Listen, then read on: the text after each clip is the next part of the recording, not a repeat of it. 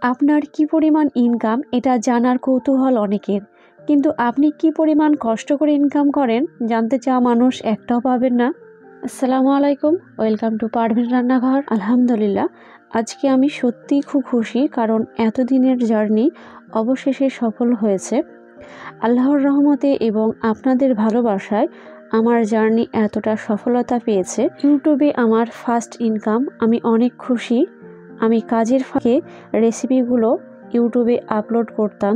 Video upload করার পর কি কি সমস্যার সম্মুখীন হতে হয়েছে তা আজকে আপনাদের সঙ্গে শেয়ার করব।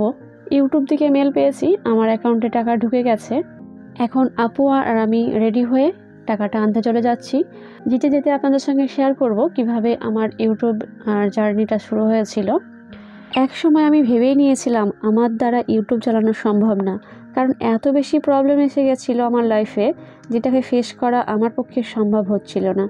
আমার প্রথম থেকে ইউটিউব জার্নি শুনলে হয়তো আপনিও ভাববেন আমিও পারবো একদিন, আপনারও মনে ভরসা জাগবে। আমার ইউটিউব জার্নি শুরু হয়েছিল 2022 সালে এপ্রিল মাসে। প্রত্যেকের বাড়িতেই রান্নার মশলা কম বেশি থাকে, আমাদের বাড়িতে সেম একই রকমই থাকতো। মাঝে মধ্যেই আমরা নতুন কিছু দেখলে সেটাকে রান্না করার ইচ্ছে জাগতো। এদিকে ফাস্টফুডটাও ছিল অনেক পছন্দের একটি খাবার। বাজার থেকে আপু কিছু খাবার এনেছিল, তারই মধ্যে একটা কাপ নুডলস ছিল। তো প্রতিদিনের মতো কাপ নুডলসটা রান্না করে নিই, আর মজার ছলে সেটাকে ভিডিও করে ফেলেছিলাম। ভিডিও যখন করে ফেলি তখন এটাকে আপলোড করার জন্য প্রস্তুত করি। তো সেখানে কিন্তু আমি কোনো রকম ভয়েস বা এডিটিং কিছুই পারতাম না, না জেনেই ইউটিউবে আপলোড করে দিই। ইউটিউবে যখন আপলোড করে দিই 50টা কিন্তু ভিউ আমার হয়। তখন আমি অনেক খুশি হয়েছিলাম, কারণ আমার 50টা ভিউ হয়েছে। আর ইউটিউবের সম্বন্ধে আমি কিছু জানতাম না, জাস্ট আমি ছেড়ে দিয়েছিলাম এটাই। আর ভিউ দেখে আমি ভেবেছিলাম 1000 সাবস্ক্রাইব কমপ্লিট হয়ে গেলে আমার হয়তো টাকা ঢুকবে। এই আশায় কিন্তু আমি একটা একটা করে রেসিপি আপলোড দিতে থাকি। পরবর্তীতে যখন ভয়েস এবং এডিট করতাম তখন আমার কাছে মনে হতো সবথেকে বেস্ট ভিডিও তৈরি করেছি, কিন্তু একটুও ভালো হতো না। তারপর কোয়ালিটিও ঠিকঠাক থাকতো না, তবুও আমার কাছে ভালো লাগতো। এরপর আস্তে আস্তে বুঝতে পারি আমার ভিডিওগুলো ঠিকঠাক হচ্ছে না। এরপর যখন বুঝতে পারি তখন ভয়েস এবং এডিটিং সবগুলো একটু আস্তে আস্তে পরিবর্তন করতে শুরু করি, এবং এখনও সেটা ভালো করার চেষ্টা করি যাতে আপনাদের আরও বেশি ভালো লাগে। এরই মধ্যে কিন্তু আমার ভিউটাও আস্তে আস্তে আসতে শুরু করে। তো মোটামুটি আমার ভালোই ভিউ হতে শুরু করেছিল। 6 থেকে 7 মাসের মধ্যে আমার 1000 সাবস্ক্রাইব কমপ্লিট হয়ে যায়, আর এরই মধ্যে 3000 ওয়াচ টাইমটাও কমপ্লিট হয়ে যায়। 4000-এর মধ্যে আর রয়ে গেল 1000 ওয়াচ টাইম কমপ্লিট করা। আর এই ওয়াচ টাইমটা কমপ্লিট করতে আমার কতটা ব্যয় করতে হয়েছে সময়, সেটা কিন্তু আপনারা পরের স্টেপে শুনতে পারবেন। মোটামুটি সময়টা খুব সুন্দর চলছিল। এরপর আমাদের পরিবারে অনেক বেশি খারাপ একটা সময় আসে। হঠাৎ করে আমার মামা মারা যায়। মামাদের বাড়ি আর আমাদের বাড়ি একই জায়গায়, আবারও স্বাভাবিক হতে অনেকটাই সময় লেগে যায়। এরই মধ্যে কিন্তু আমি কোনো রকম রান্না শেয়ার করব এটা কিন্তু আমি ভাবতেই পারিনি। এরপরে কিছুদিন পর আবারও কিন্তু আমার পরিবারে অনেক বেশি অসুস্থ হয়ে পড়ে। তো সব মিলে টোটাল কিন্তু আমি 1 থেকে 1.5 মাস কোনো রেসিপি শেয়ার করতে পারিনি। তো এই তো গল্প করতে করতে আমার প্রায় চলে আসা হলো। এখন চলুন আমি টাকাটা তুলে নিই।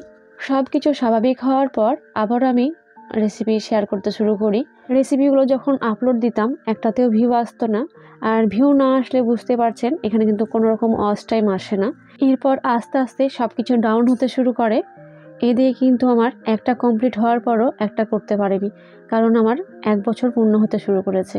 তো 1 বছর পূর্ণ হতে শুরু করেছে সেদিকে কিন্তু আমার কোনো রকমই আইডিয়া ছিল না। এরপর আমার 1 বছর পূর্ণ হয়ে যায়, শুধুমাত্র 200 কমপ্লিট করতে পারিনি ওয়াচ টাইম। আর এই 200-র জন্য আমার কিন্তু 1 বছরের জার্নি সব কিছু শেষ। এরপরও ভাবতাম 1 বছর হয়ে গেছে তো কি হয়েছে, ওয়াচ টাইম তো আছেই, আর 200 করে দেবো তাহলে হয়ে যাবে। এরপর আগের যতগুলো ভিউ হয়েছিল তাদের ওয়াচ টাইমগুলো সব আস্তে আস্তে কেটে নিয়ে 0 হয়ে গেছে। 1 বছরে ওয়াচ টাইম কেটে নিলে কতটা কষ্টের সেটা কিন্তু যার সাথে হয়েছে সেই বুঝতে পারবে। টাকাটা তুলে নেওয়ার পর দেওয়ার জন্য মিষ্টি নিয়ে নিলাম। যদি গাউন ড্রেস, লং, চুড়িদার এগুলো দেখতে চান নতুনত্ব, তাহলে অবশ্যই চ্যানেলটিকে সাবস্ক্রাইব করে পাশে থাকবেন। এরই মাঝে দুজনে আমরা ফুচকা খেতে চলে আসলাম। আবারও শূন্য থেকে শুরু করা, শুধুমাত্র পরিবারের সাপোর্টেই হয়েছে। আবারও আমি ভিডিও আপলোড দিতে শুরু করি। আপলোড করলেও আগের মতো অতটা আপলোড করতে পারতাম না। কাজের ফাঁকে ফাঁকে রান্না ভিডিও আপলোড দিতাম। আর রান্নাটা বেশিরভাগ রাত্রেই রান্না করা হতো। রান্না করার সময় আপু মা অনেক বেশি হেল্প করতো। রাত্রে রান্না করে দিনে এডিট ঠিকই করা যায়, তবে সে রাত্রে অপেক্ষা করতে হয়, কারণ রাস্তার ধারে বাড়ি হওয়ার কারণে সব কিছুর শব্দগুলো বন্ধ হওয়ার পর আমাকে ভয়েস ওভার করতে হতো। এরপর কয়েকটা রেসিপি আপলোড দেওয়ার পর ওরই মধ্যে কয়েকটা ভিডিও ভিউজ আসে এবং ওয়াচ টাইমটা আবারও 1 বছরের মধ্যে হয়ে যায়। এরপর মনিটাইজেশনটা অন করে ফেলি আর 3 থেকে 4 মাসের মাথায় কিন্তু আমি এই টাকাটা পেয়ে যাই। তো বন্ধুরা, বুঝলেন কিভাবে আমি এই 3 বছরে নিচ থেকে উপরে উঠতে পেরেছি? কারণ আমি হাল ছেড়ে দিইনি, আর এটা হয়েছে শুধুমাত্র আমার পরিবারের সাপোর্টের জন্য। তবে মামা বলতো, ধৈর্য ধরে কাজ করলে সফলতা পাবেই। সত্যই আজ পেয়েছি বটে, কিন্তু খুশি সকলের সাথে ভাগ করে নিলেও ওই মানুষটা আজ আমাদের মাঝে নেই।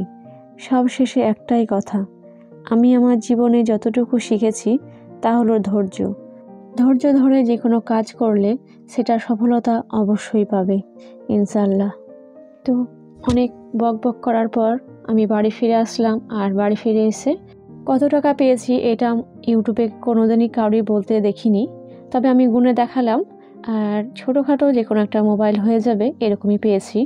আজকের ভিডিওটা ভালো লেগে থাকলে অবশ্যই চ্যানেলটিকে সাবস্ক্রাইব করে পাশে থাকা বেল আইকনটি প্রেস করে দেবেন। আজকের মতো বিদায় নিচ্ছি। আল্লাহ হাফেজ।